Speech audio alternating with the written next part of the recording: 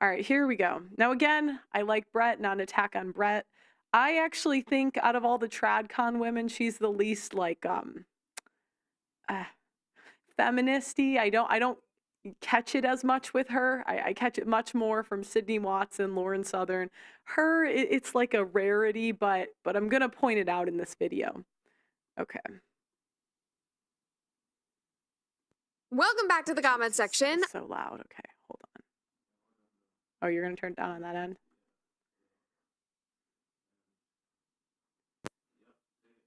Red Cooper. So I am sure y'all know You can turn it up a little bit.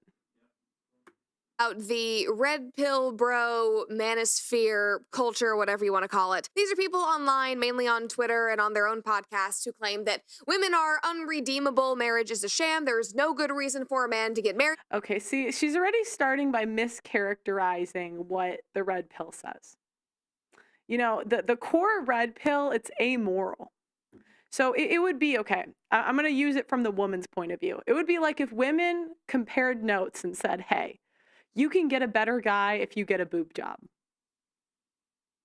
Now, what you do with that information, it's up to you, right? But, you know, and some would say, oh no, boob jobs are terrible, da da da da da da. But it's not a moral thing. So, you know, marriage is a sham. That's a statement based on fact. And I don't know why TradCons, they'll see all these facts and say, okay, this is great. Facts don't care about your feelings. But whenever we get facts that show that, you know, 90% of women get alimony, women get custody 90% of the time. Women are the ones awarded child support. The average marriage is 7 to 8 years. You know, these are hard numbers. And, you know, the TradCons will just wave them away and say, oh, but pray every day. That'll stop her from leaving. Is that real actionable advice that'll help men? Really? Okay. 2024, they give men terrible advice. Now, Brett, this is my thing. What, as women, now a lot of people give me the criticism that I give advice. I really, unless they're pushing me into a corner in a podcast, which they do sometimes, give advice, give advice, give advice. Advice isn't really my thing. I'm not out here telling guys what to do because I've never courted a woman. I've never taken a chick on a date. I don't know anything about seducing a chick. That's not my area, right? What do you know about good and bad dating advice? Like, genuinely, what do you know about it? Have you dated women? I don't think so. And many women will say, well, it's because I am a woman. Well, if women gave good advice to men for dating, then I think, no, women give the opposite advice of what you should do. That's the problem. Women will say things like, bring a girl flowers. That doesn't really work in 2024, okay? Advice on how to be masculine and alpha. Newsflash. Okay, so then right there, it's the same feminist tactic. She's like taunting them. Oh, they're saying to be masculine and alpha. It's like, it's like she's starting to, and I'm not saying it's intentional, but I'm saying it's already a mischaracterization of the argument. I don't think she's really done her homework as to what the red pill really is.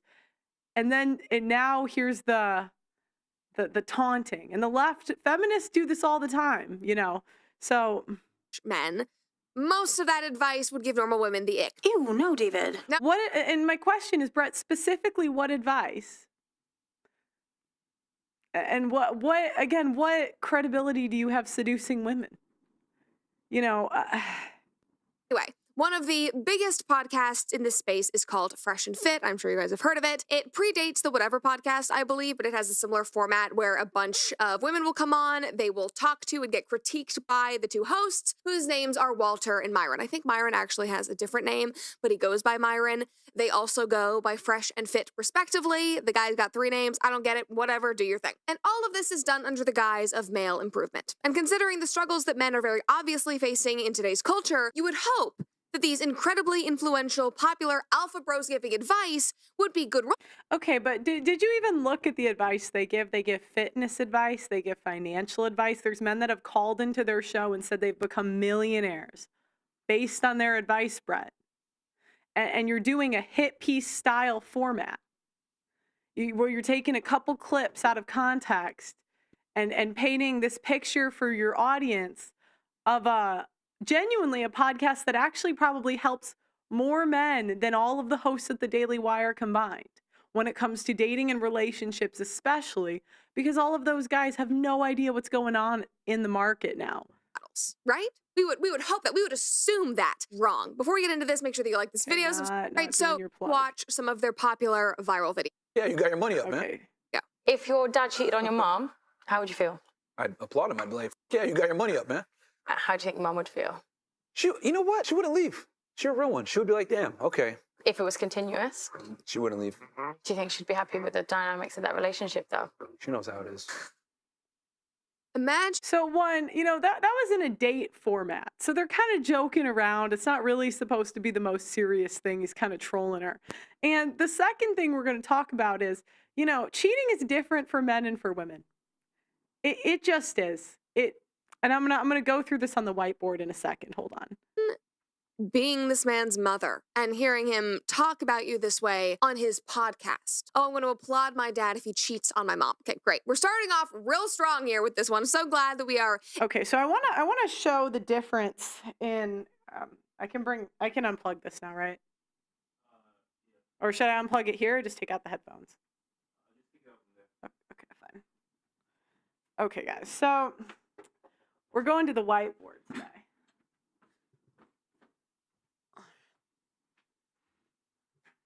All right, guys. So I want to bring this to Brett. What is cheating? Okay, what is cheating? Women, and let me start with this. What is monogamy? Monogamy is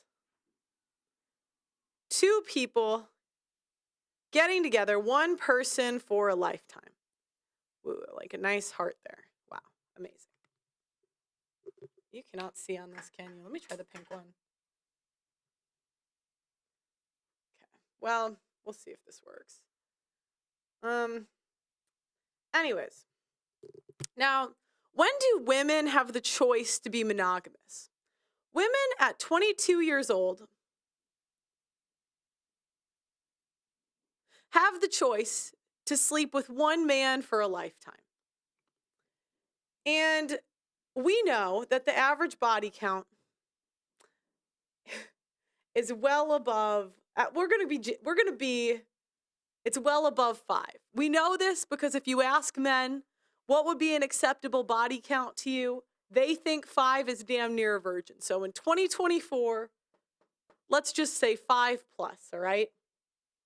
So when women, so this is the girl size, say, no, I don't want to be monogamous and I don't want to get married because the average age of first marriage is like 32 or I think it's like 30 now for women. Women are not shamed for this. Now, men get the opportunity to have sexual choice, let's just say around 35. That's their peak. And most men actually still do pick monogamy because they choose to get married before that. This is the men.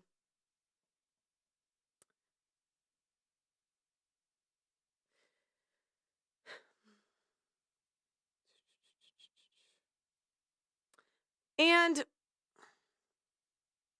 the difference is, and they also are not picking monogamy. Let's just say in this case, because it's Myron. So I want to show you the difference in how you treat men and women. When the woman doesn't pick monogamy here, the Daily Wire gives her a podcast and a show as long as she says sorry. But Myron is honest, which he is. He says he's honest on all his shows to the women he's with. He's honest. He's not monogamous. Then he's shamed. He's the bad guy. Now, I don't say this to say I'm for cheating. Okay, I'm not for it. But the problem is, okay, we're going to go back to this whiteboard.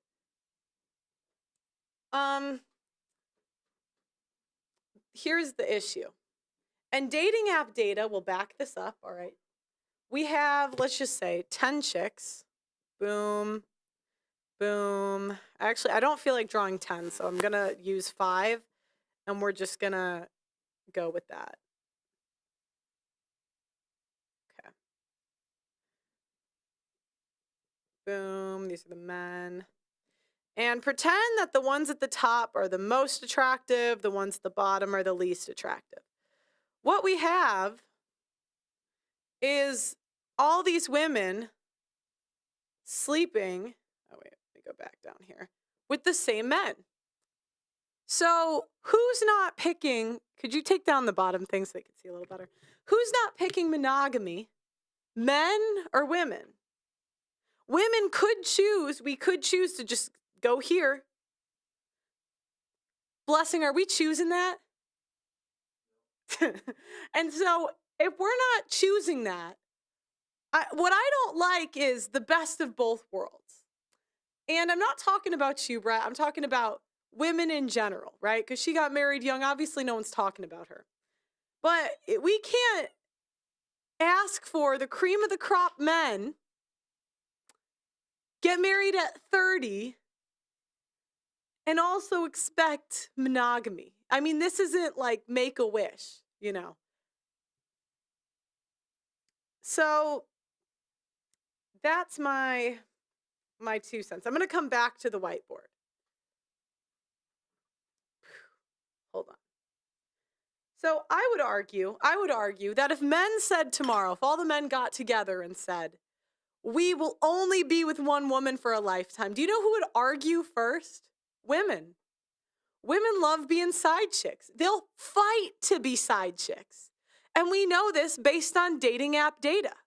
Now, a lot of times the trad cons will come in and say my church is special or different. But no, it's not.